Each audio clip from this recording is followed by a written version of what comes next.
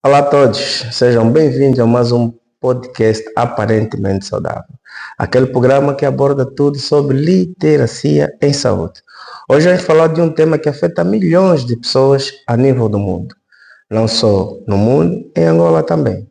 Sabes qual é o tema? Hoje vamos falar sobre infertilidade. Vamos falar sobre infertilidade masculina e feminina. Será que quando um casal não tem filho, o problema é sempre da mulher? Sim, nós homens, a nossa cara de pau é sempre culpar a mulher. E depois vem a família acima de nós, que se você não tem filho, não pode casar, não pode fazer o alambamento. Mas vamos compreender esse tema hoje com o Dr. Júlio. Dr. Júlio Santos, Dr. Júlio dos Santos, na verdade, ele é sexólogo, é urologista, é professor universitário, é investigador, é muita coisa. Dr. Júlio, seja bem-vindo ao Aparentemente Saudável. Muito obrigado, boa tarde pelo convite. Nós não vamos demorar muito. Eu espero que tu estejas atento ao nosso programa de hoje. Nós vamos falar sobre infertilidade. Você que está ali em casa, está no carro, que está no serviço, não esqueça de partilhar o nosso programa nas suas páginas, ok? Não esqueça de nos seguir no TikTok, no Instagram, no YouTube e principalmente no Facebook. Vamos compreender essa questão de infertilidade com o Dr. Júlio. Dr. Júlio, o que é considerado infertilidade? Será que quando a pessoa não consegue engravidar é infertilidade? Vamos tentar explicar ali em casa, Dr. Júlio. Infertilidade é o quê? Para nós percebermos melhor. Bem, nesse preciso momento temos que entender o que é infertilidade. A infertilidade é quando um casal vive junto sobre o mesmo teto, no mínimo um ano, que não consegue engravidar, mas há condições, não podem usar medidas anticoncepcionais. Nesse período, se o casal não engravidar, é que deve ficar preocupado, procurar o médico para fazer a investigação. Fora disso, não é necessário, porque há outros fatores que podem alterar menos desse período, que é o estresse, que é o dia a dia, que é a vida cotidiana, que é o trabalho, ou aquilo que está à nossa volta. Então temos que ter sempre atento a essas coisas. É assim, infertilidade e esterilidade realmente é a mesma coisa. O que é esterilidade ou infertilidade? É quando alguém não consegue, por via normal, ter uma concepção. Quando não se consegue, a mulher, sobretudo, estar grávida, então consideramos infertilidade.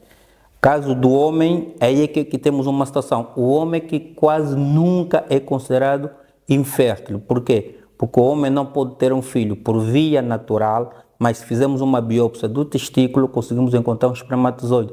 Então, um homem, por isso que raramente é infértil, exceto casos específicos, malformações ou um traumatismo que pode provocar lesões graves em ambos os testículos. E já a mulher não. A mulher, infelizmente, tem os óvulos. Os óvulos é como eu gosto de dizer, como se fosse um cesto de maçã.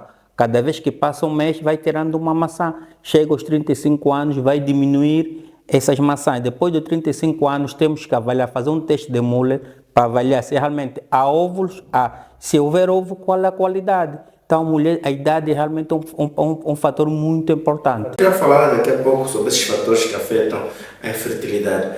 Doutor, quando é que um casal deve começar a se preocupar com a possibilidade da infertilidade? Realmente o casal só deve se preocupar depois do ano. Um ano o casal vive, mas tem que viver junto. Se for namorados, podem ser 10, 15 anos, não é considerado. Por quê?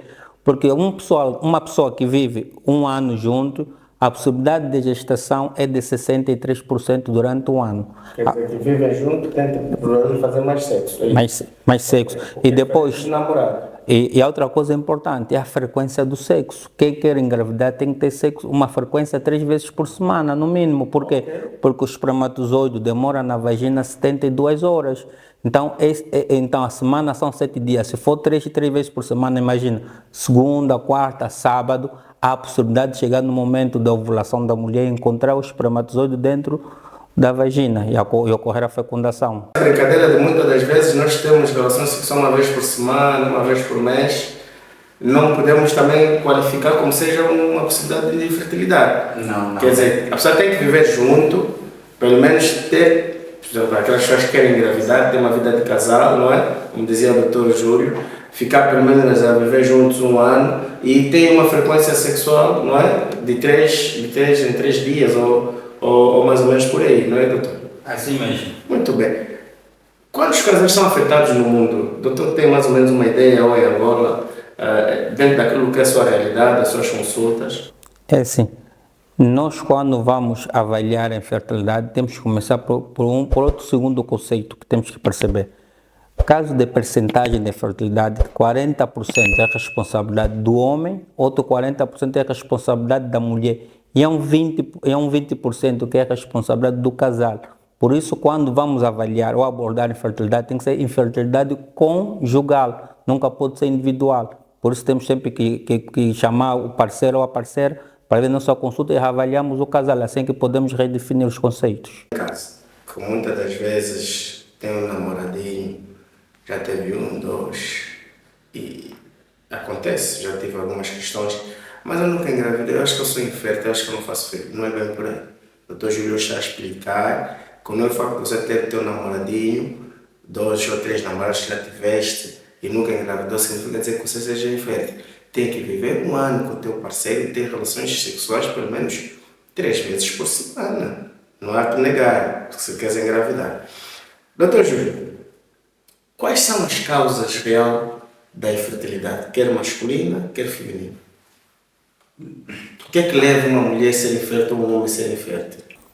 O que é que leva uma mulher a ser infértil ou um homem a ser infértil? Normalmente, as causas que podem levar o homem à infertilidade são vários fatores. Temos as causas hormonais, se for causas hormonais, temos que avaliar.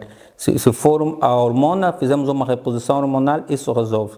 Mas a causa número de infertilidade no homem é o varicocele. O varicocele realmente é tratável. O que é o varicocele? O varicocele é quando notamos que as veias dos nossos testículos estão dilatadas. Às vezes, muitos homens dizem não, sentem uma sensação de peso ou notam aumento do volume dos testículos ou da bolsa escrotal. Isso é que o varicocele, que é a dilatação do plexo papiliforme do escroto. Agora, falando do varicocele, que é a causa número dos homens, temos que ter sempre em conta. O varicocele identificado, temos que operar. Agora, qual é a questão ou qual é o tipo de varicocele que se opera? Se eu opera varicocele grau 3 ou varicocele grau 2, que tem alteração do espermograma. O que é o espermograma?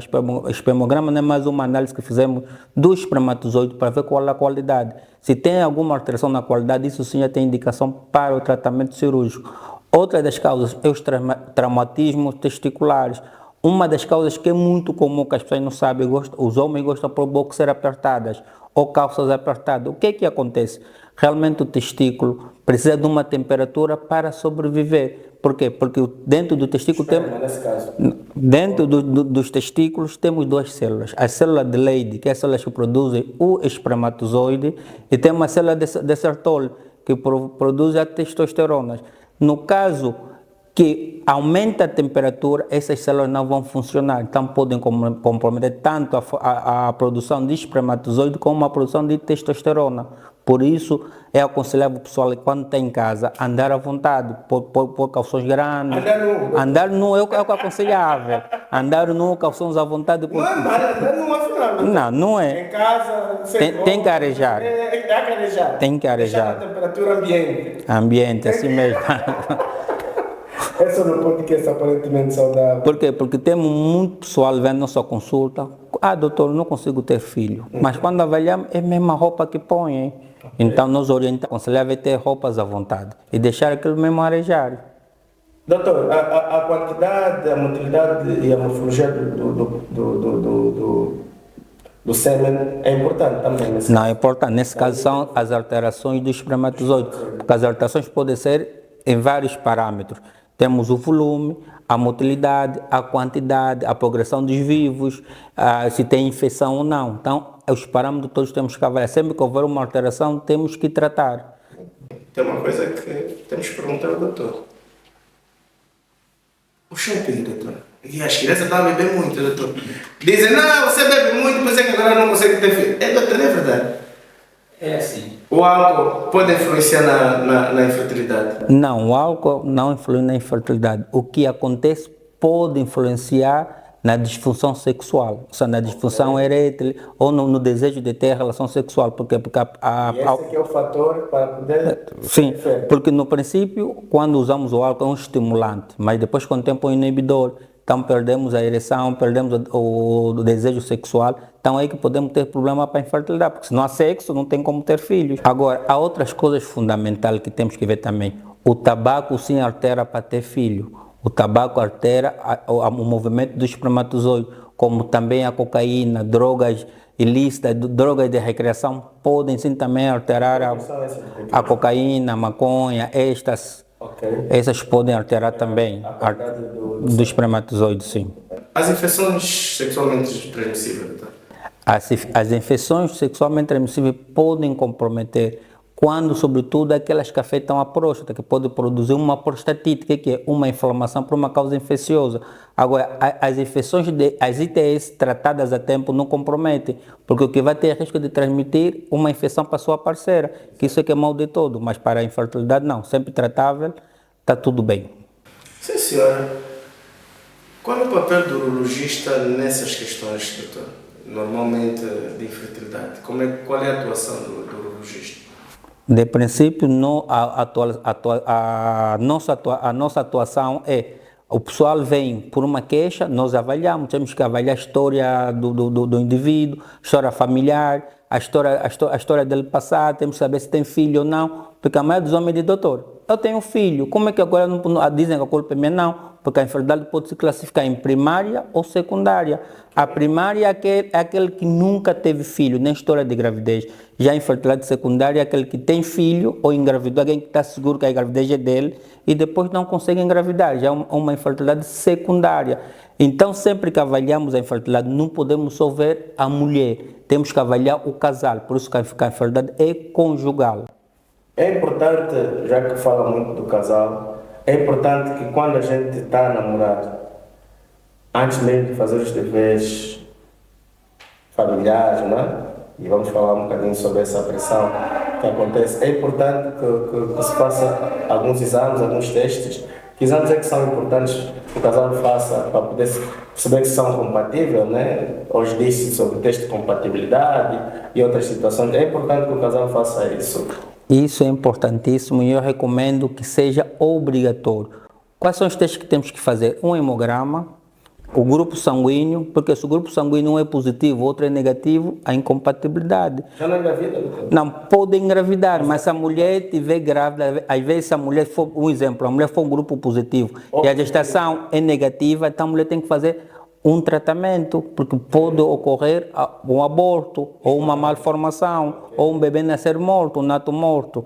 Isso é outros testes que são importantes, os testes da serologia, como HIV, o teste da hepatite é obrigado, o teste da sífilis é obrigado, porque são doenças de transmissão sexual que a pessoa pode ter, pode transmitir o casal, ou pode nascer filhos contaminados, infectados.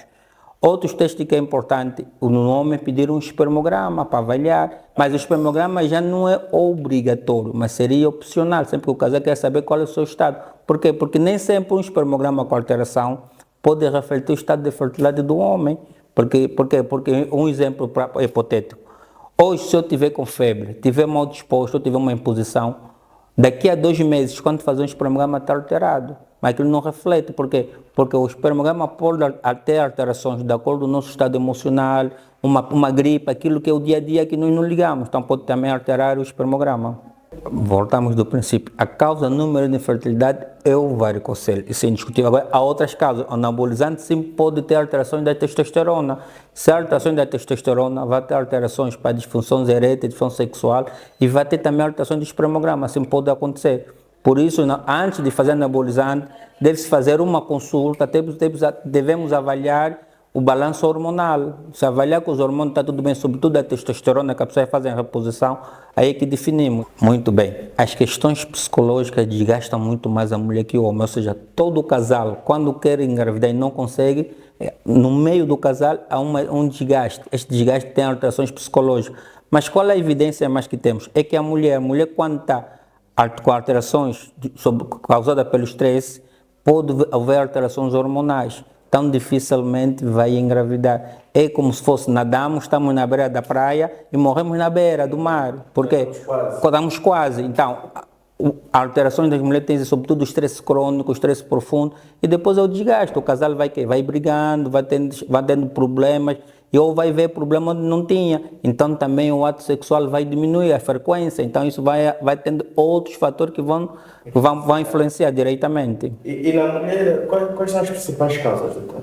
Na mulher tem várias causas. Tem doenças inflamatórias crônicas que podem provocar obstrução das trompas, tem o síndrome do ovário, do cístico, tem problemas hormonais. Isso tudo pode alterar nas mulheres. Muito bem. A idade? O doutor falou um bocadinho da idade. Explica-nos só um bocadinho sobre essa situação, porque lá em casa já dizem, não, você já é velha, né? Não vai ficar mais grávida. Doutor? É assim, a idade no homem, de princípio, não é um fator. Um homem de 100 anos, desde que tenha ereção, pode engravidar. Se não tiver ereção, pela biópsia dos testículos, vamos obter espermatozoide por inseminação artificial, pode engravidar, não há problema. Agora, em caso da mulher, já não. A mulher até os 35 anos é que é a idade ideal para engravidar.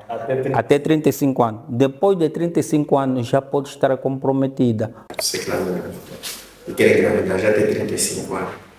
Melhor se preocupar. E depois não podemos esquecer, quanto mais velho formos para fazer filho, tem maior risco dos filhos vir com uma malformação congênita. Por isso temos muitas crianças autistas, muitas crianças com síndrome de Down, síndrome de Klinefelter, outros síndromes que podem comprometer, então isso é importante termos em conta. Agora, se me perguntares qual é a idade média para uma mulher ter filho, realmente é dos 25 aos 30 anos, que é a idade ideal. É a idade ideal. 25 a 30 anos. Também é uma idade que supostamente a mulher já está formada, já tem uma certa independência, não é? Sim. Isso também é um fator que ajuda na qualidade, na hora de formar família e tudo mais. Isso é um fator que é o fator social, mas tem outro fator de maturidade. A mulher, a partir dos 18 anos, 20 anos, já tem uma maturidade tanto mental como orgânica. Exato. Então já tem condições... Já está preparada psicologicamente para poder ser mãe. Sim. E já tem responsabilidade, enquanto o homem só começa a ter suas responsabilidades a partir dos 25 anos, já começa a ter uma maturidade, já tem suas responsabilidades. Mesmo com 20 anos ele é criança, tá vendo? É isso aí. Você que namora com os novinhos, não é? Há que ter muito cuidado, não exige muito dele, ainda está numa fase, ainda não cresceu muito, calma, deixa ele crescer. Doutor, bom, isso aqui está... Tem aqui umas perguntas para o doutor, mas o nosso tema não pode ser também muito vasto, senão lá em casa vão deixar de assistir o tema. Como é que o estresse pode interferir na fertilidade feminina, doutor? O estresse tem uma influência direta. O que vai acontecer? Vai provocar alterações hormonais.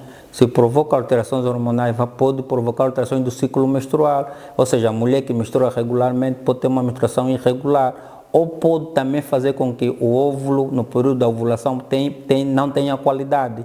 Então, é muito importante termos em conta isso.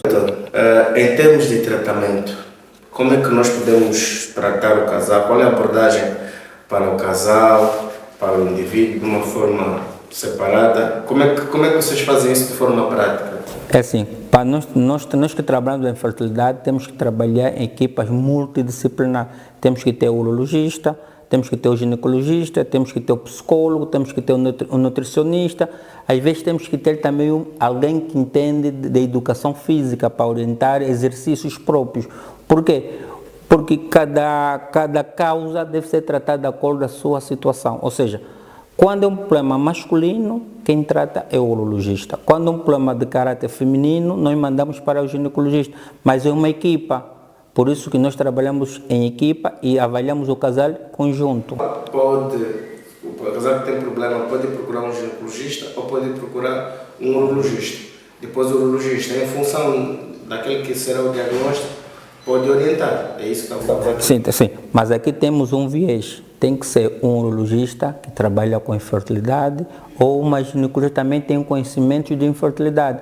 Porque o generalista. Sim, porque agora o urologista geral pode ver, diagnosticar e orientar. A ginecologista geral pode ver e orientar. mas tem que ser alguém que tem conhecimentos profundos, porque tratar a infertilidade não é tão simples assim como aparenta.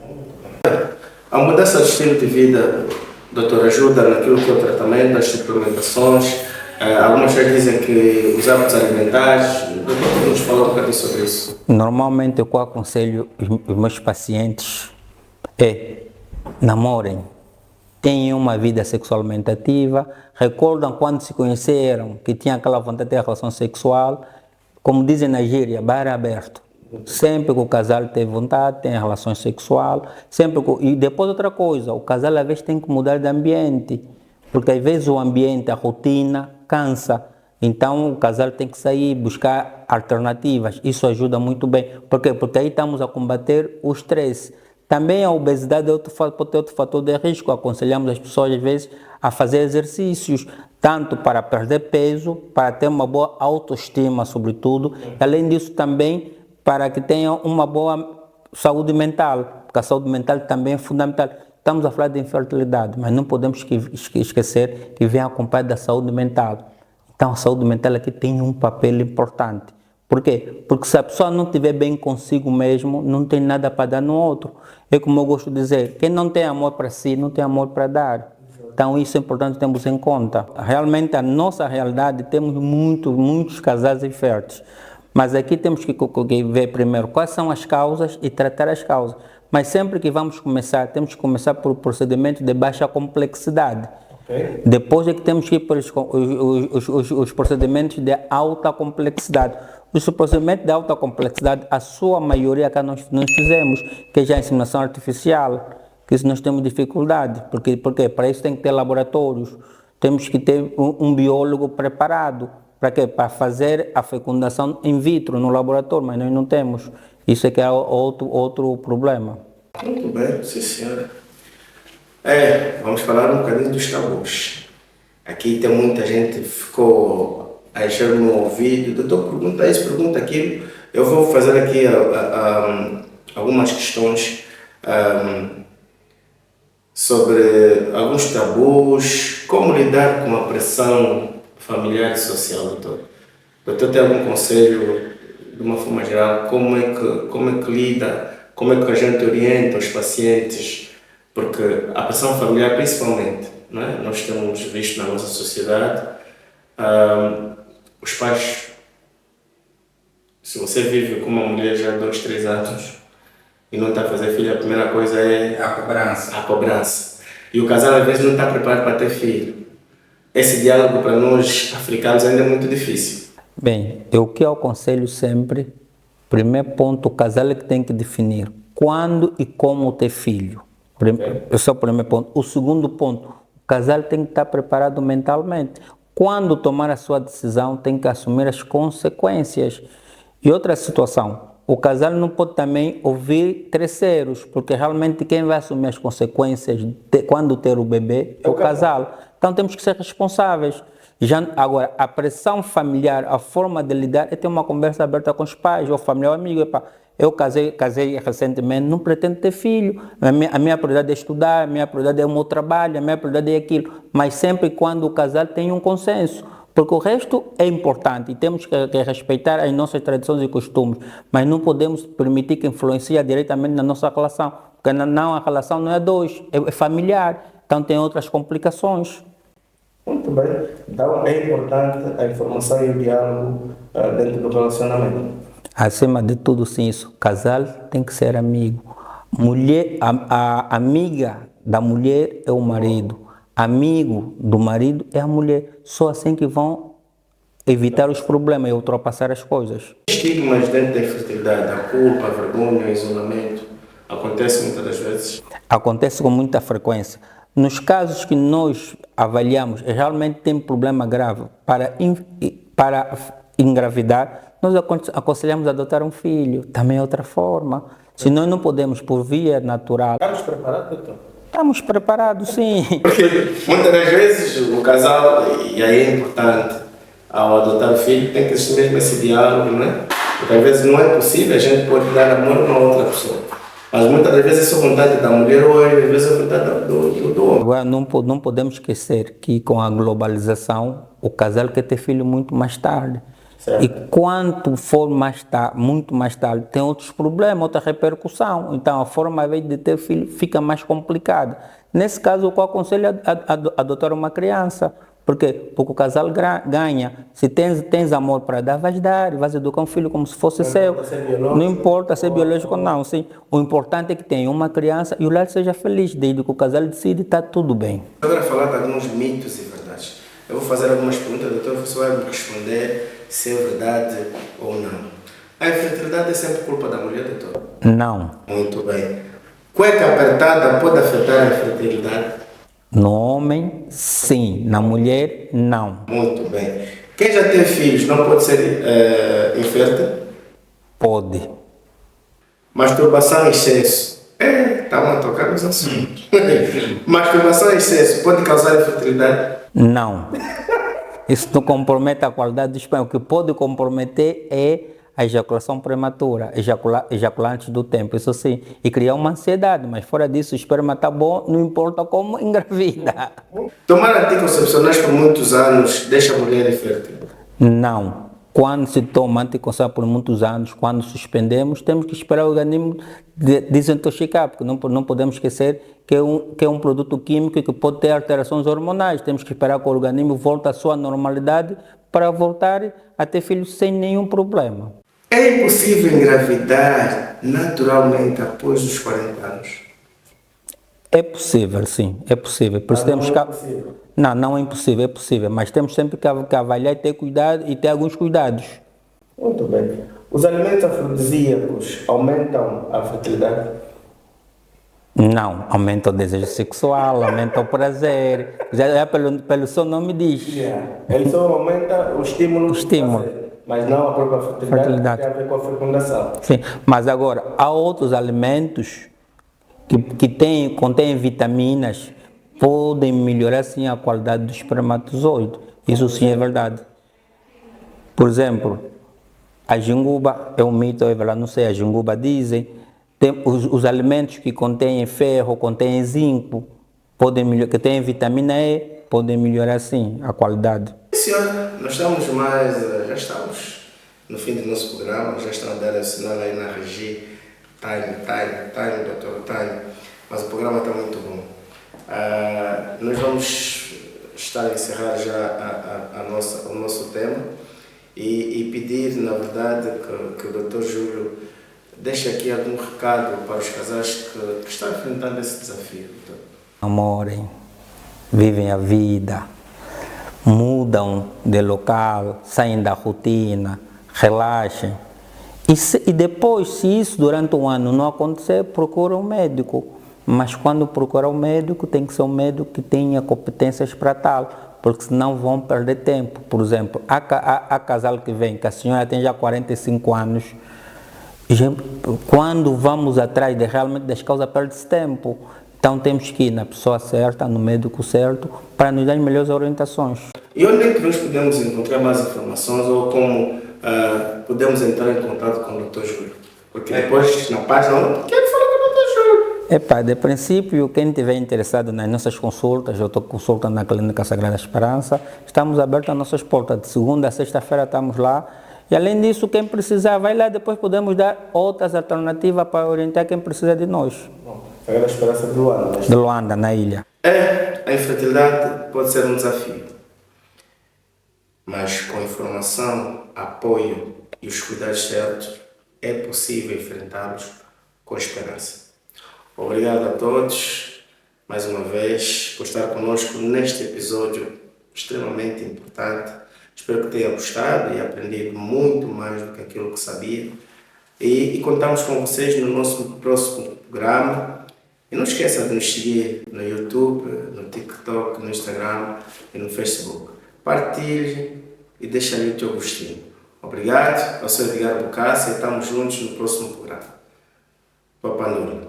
Este programa é patrocinado por...